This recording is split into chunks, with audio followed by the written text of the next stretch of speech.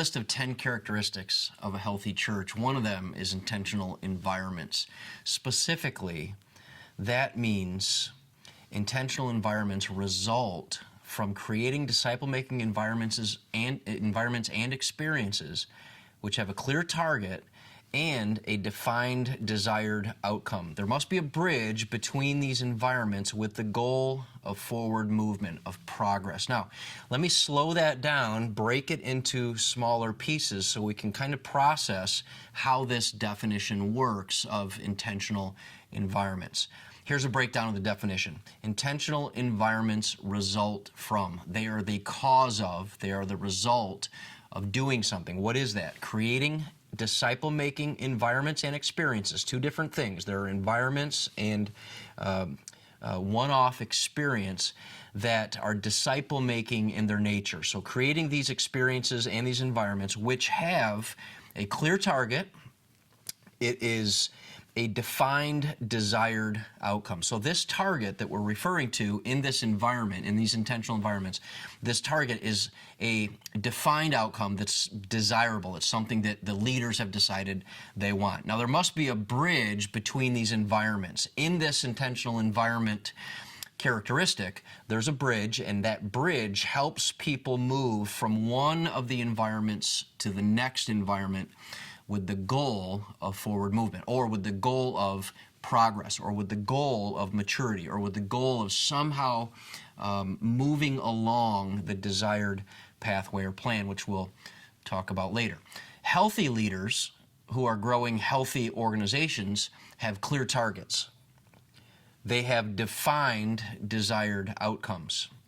These come from a thriving theological integrity characteristic, and also from a thriving vision clarity characteristic. So in the list of 10 healthy characteristics, there are two of them that this intentional environment is going to kind of spring from or grow from, and that is theological integrity and vision clarity. If a church leader has theological integrity and vision clarity, then setting up or creating these environments with bridges and desired outcomes and so on makes it so much easier. Instead of making it more cloudy, more difficult, it actually makes it quite a bit easier.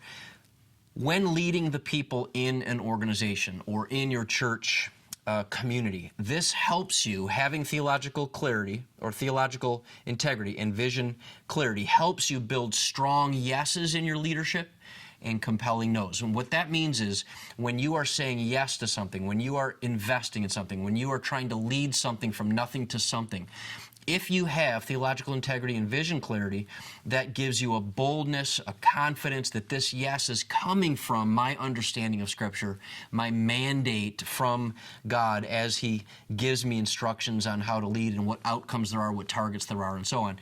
And secondly, it makes your no's more compelling. When you have to say no to somebody who has great ideas, but they're off target, or they want to keep something in place that you believe needs to be changed, it allows you to say no, and to say no in a compelling way, because what you are saying, yes or no, is coming from your convictions about theology, the way you understand the Bible, or your convictions about vision, the clarity in which you envision the future. So if we break down the problem, why would an organization or why would a church that's trying to get healthy, why would they need intentional environments? Well, it's possible that a church leader has inherited or even generated environments that are duplicate, or environments that are dead end in their nature. Duplicate environments mean this: they have the same audience, they have the same desired outcome, but that same audience, that same outcome is in a variety of environments. Sundays and Wednesdays are basically trying to they're addressing the same audience. They have the same outcome in mind. Oftentimes it's discipleship or learning or hearing the Bible or learning the Bible. But the main issue is on Sundays and Wednesdays, same audience, same outcome, in a variety of environments, all different kinds of programs, all different kinds of leaders, all different kinds of resources and investment, instead of something more streamlined. Secondly, inherited or generated environments could also be dead-end environments. So what that means is that there is no movement or progress because there's no discernible, identified next step that would bridge someone, or that would kind of, there would be a current moving towards growth, advancement, depth, next level environment. And when that happens, then people are allowed to join an environment, stay in that environment. There's no expectation that they would move out of that environment or make progress from that environment. And in that case, it's a dead-end environment. So if this intentional environment characteristic is unhealthy, if this particular characteristic is unhealthy, it's normally because the church tends to inadvertently allow several things. Number one, it inadvertently allows overchoice, offering multiple weekly services, multiple weekly programs for the same basic audience, providing multiple choices of basically the same desired outcome. Secondly, they often also inadvertently allow under-evaluation. What does that mean? Probably churches like this, it has been quite some time, if ever, that the effectiveness of the various programs or environments or ministries have been evaluated. In fact, it is possible that it is unhealthy because there's unclear metrics. Also, it's unlikely that there's a clear metric, a clear measuring stick, a clear discernible way to decide, are we successful outside of or beyond just counting how many people have attended. The next one is called disconnection, where churches inadvertently allow disconnect. These are programs or ministries that cause them to operate as isolated silos, not really connected to each other, not really communicating with each other. And the result of this means different metrics, different measurements for success, maybe different outcomes desired, maybe different strategies, maybe all trying to end up different visions that have kind of sprung up in the different environment, and causing what I would call vision collision, meaning the people who are in the environment have one vision, the people who are leading the environment have a different vision, and there's a vision collision. Therefore, there's a lack of clarity on what discipleship looks like in their own local church. So if the intentional environments, on the other hand, are unhealthy, that means collateral damage probably occurs. It especially occurs when church offers multiple weekly environments for the same audience with the same purpose, and it generates, in this collateral damage, it's generating hyperactivity. Some people will be busy attending or hyperactively adding to their calendar every possible environment, but they aren't being challenged to move or make progress in this environment. They can end up hyperactively filling their calendars and oftentimes full of hyperactivity spiritually, but also not really on mission, reaching people, loving people, serving people, or otherwise kind of following out their God-given mandate as a disciple maker themselves. Instead, they're hyperactively filling up their calendar with activity, but not necessarily growing or maturing.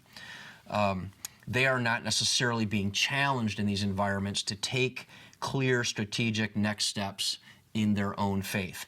Also, the collateral damage here for an unhealthy intentional environments characteristic is consumerism. That means other people in the church are choosing one environment over another environment based only on their personal preferences, or based only on personal convenience, meaning the only thing they ever do is what is most comfortable for them, and they're allowed to stay in that environment permanently. The third collateral damage aspect you might call Darwinism. And what that means is there are other people in the church who have chosen their favorite environments to attend, but they only give to that environment. They only support that environment. They only care about that environment. They only serve or advocate for their preferred environment. And what that means is even if there are other environments that are more strategic, more successful, more able and capable of accomplishing the mission, they only advocate for that which they are comfortable in or they belong to, even if the other environments are more effective or if the other environments are accomplishing the mission. If this intentional environments characteristic is healthy, we just talked about if they were unhealthy. Now, If they are healthy, church leaders ask the right kind of driver questions. There are two kinds of driver questions that I'm going to identify here. Number one driver question is the wrong kind. That's disinformation driver questions. That means the church leadership is asking questions like, do people seem content in this environment? Are there complaints coming from this environment? Do I hear bad feedback? Or grumbling from this environment? Or another wrong kind of driver question, what I would label a disinformation question, is this. People are asking this question. The church leaders are asking this question. Do they tell us they enjoyed it? Pastor, I really enjoyed that. Those two questions, do people seem content in this environment? Are they complaining? Or do they tell us they enjoyed it? Those are disinformation driver questions that don't really help us identify or build this healthy characteristic. On the other hand, there is another kind of driver question called diagnostic driver questions. This is the right kind of questions. Your church would benefit from asking a progression of questions like this. Why are we working to create this environment? Another question. Who is this program or service or environment primarily aimed at? How is the content and context tailored to this audience or to that audience and to those results? Or what results are we even aiming for? What do we have in mind? What are we picturing? Next question. What is the next step beyond this one? After this environment, what's next? What are we asking or challenging this audience to do? Or where are we telling them to go next? Next question, last question. How do we communicate that next step clearly? How do we communicate that next step consistently? So where do you start? If you're trying to get healthy in this characteristic, this intentional environments characteristic, where do you start as a church leader? Here's the starting point. We wrestle with questions, and these questions that we're wrestling with will require a theological conviction that we have a God-given target. You have to begin here. Here's where you begin.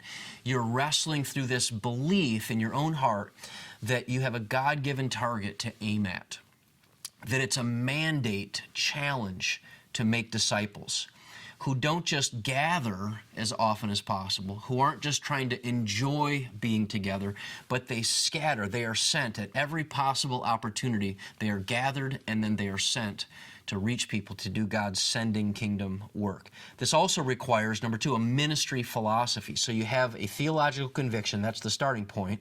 You're being driven by your conviction that God has something for us to accomplish and some movement and maturity for us to make. And secondly, we have a ministry philosophy that's built around the premise that we can be most effective by aiming at one primary audience with one key win in each environment. And this doesn't mean that Sunday mornings can't strengthen unbelievers and believers, but it does mean that the content and structure of a Sunday morning service needs to be different than a midweek service or a small group or a classroom and so on. But isn't this just corporate leadership? You may have been thinking this, you may have heard this. Isn't this just corporate leadership? Is this really biblical leadership? Are these really biblical principles, or is this corporate leadership principles? You might say, I'm devoted to the Bible, not these trendy leadership principles that conferences are built around and so on. Here's a vital question that all church leaders should ask about these characteristics.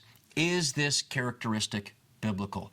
Vision, clarity, theological integrity, spirit dependence, all the other lists and lists of the 10 healthy characteristics or 10 characteristics of a healthy church, they are emerging out of the Bible. And one of them, this particular one, intentional environments, emerges here in the ministry of Jesus. If you look close, you can see him creating intentional environments. Sometimes it was a large group.